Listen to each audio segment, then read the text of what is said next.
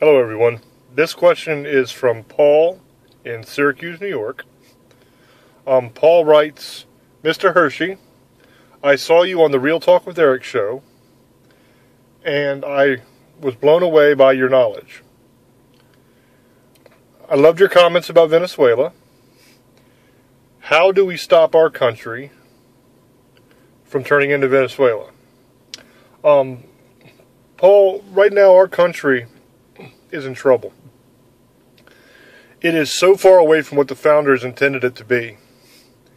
And in my view, if we elect people that are constitutional conservatives, that might help. But the problem is, you never know what you're getting.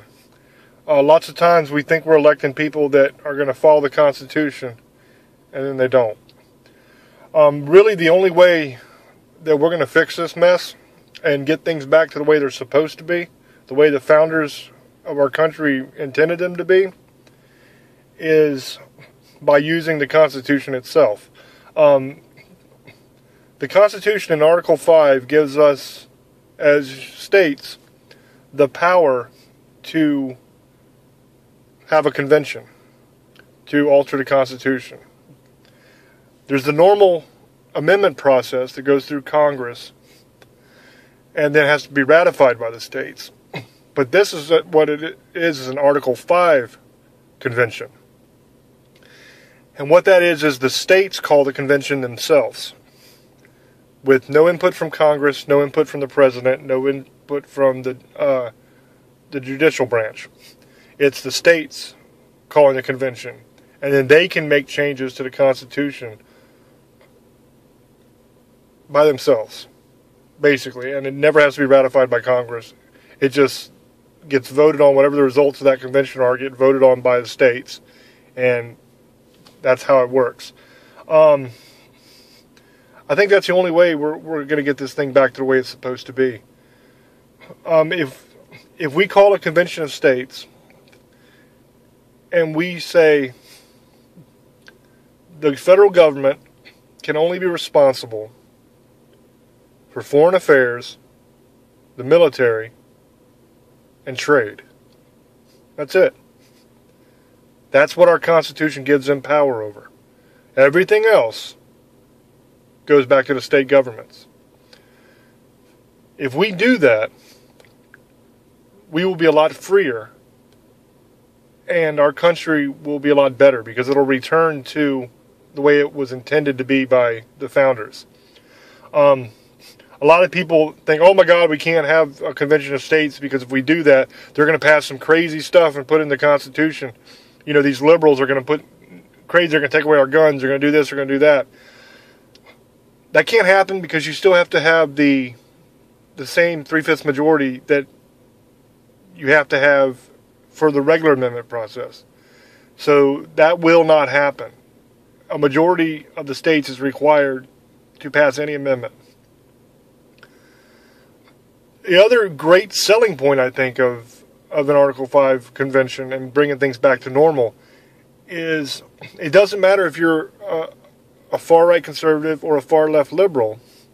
You don't want somebody somewhere else telling you how to live your life or what you can do. In other words, let's say you live in San Francisco, California, and you are a mega liberal. You don't want somebody from Dallas, Texas, telling you what your kids can learn in school, or telling you what you're allowed to eat or drink, or making any kind of rules like that over your life. You don't want somebody like that because they don't agree with your ideology. They don't agree with your way of living. And the same way, the opposite. If you live in Dallas, Texas, you don't want some liberal from San Francisco telling you how to live your life and making rules over you. So it works for everybody. That was the genius of our founders is, let's say you are born in California and you live in California, but you don't share the liberal views of California. Then you're free. You can get up and you can move. And you can move to someplace like Texas that agrees with the things that you believe in. So you have that power to move with it throughout the country to really find a place that's right for you. And you don't have people making rules and laws over you that have nothing to do with your community. Everything goes back to the state level, and some of it goes back to the local level. And that's the way that this country was intended to be. It was never supposed to be what it is. The federal government was never supposed to have the kind of power that it has. I mean, there is nothing in your life that the government doesn't control or have some kind of hand in. Now really think about that statement. There is nothing in your life that the government in some way does not control. Sleeping, they regulate mattresses, they regulate pillows, they regulate all kinds of stuff like that. You get up in the morning to have your coffee, they regulate water flow, they regulate, the food and beverages. You go to the bathroom, once again, they regulate water flow, they regulate toilet paper, they regulate what kind of plumbing you can use. You get in your car to go to work, there's fuel standards. There's taxes on your vehicles. There's certain specifications that the vehicles have to meet. There's the roads. There's everything involved in your commute. They regulate your work day. Things you're allowed to do, things you're not allowed to do. They regulate your drive home. They regulate your dinner when you eat it, as far as what's allowed to be served. In some states, if you want to get your food cooked a certain way, you're not allowed to have it. The federal government won't allow you to have raw milk. It won't allow you to have a lot of things like that should be your right and your choice to do. You get home from work after dinner and you want to relax.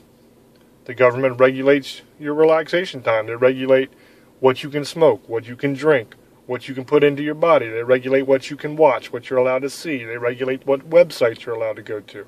Not so much on the internet as everything else, but they're trying to take over the internet as well. But to a certain extent, they regulate the internet. And then when you go to bed at night, once again, same as when you get up in the morning, they regulate the pillows, they regulate the mattresses, they regulate the covers, they regulate everything. There is not a single thing in your life that they don't regulate, that they don't tell you how you're allowed to do it.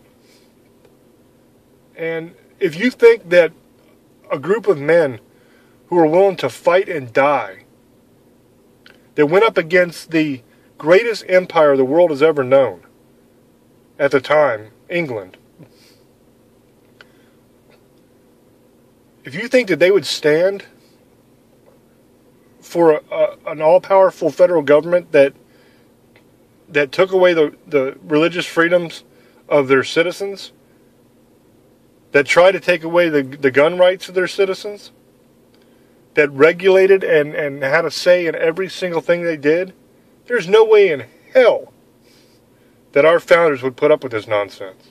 And there's no way in hell that we should either. We are free people, endowed by our Creator with certain unalienable rights. That means our rights are given by God. We are free men and women. We don't have to ask permission from an all-powerful government to do something. They're supposed to work for us. We are supposed to be in charge of them, not the other way around. So in answer to your question, brother, the only way we're going to fix it is an Article 5 convention. The states have got to come together and they have to take the power back the way that it was intended by the founders. They can call the convention. They can take the power back like I've already said. They can ratify the amendments, all without the president, all without Congress. And then they amend the Constitution that way. And then the government is supposed to follow it. Now, the government don't follow the Constitution now. So how you deal with that, you have to get judges in there that are going to actually uphold the law. But everything is so damn corrupt anymore.